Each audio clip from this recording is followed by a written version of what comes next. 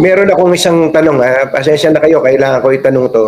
Kung meron man pong isang bagay na sa inyong tingin ay tinatanaw niyo ng utang na loob sa, pangulo, sa presidente o sa pamahalaan na ito, ano po 'yun kung meron man, Well, yung kanyang sa personal o sa politika?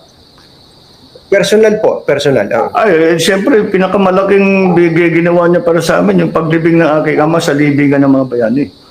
Yun ang pinaka-importante para sa amin, para sa pamilyang Marcos, siyempre, at matagal na namin ipinaglaban yan eh.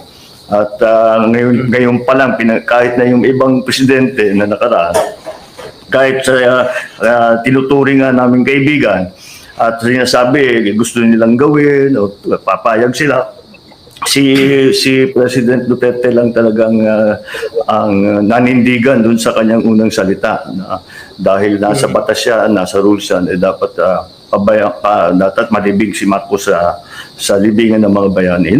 Hindi habang sa kasaysayan ng pamilyang Marcos, di na namin makakalimutan yan.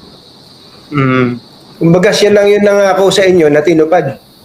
Parang ganon. Sa lahat ng iba, sinasabi, gagawa natin ng paraan, titignan natin.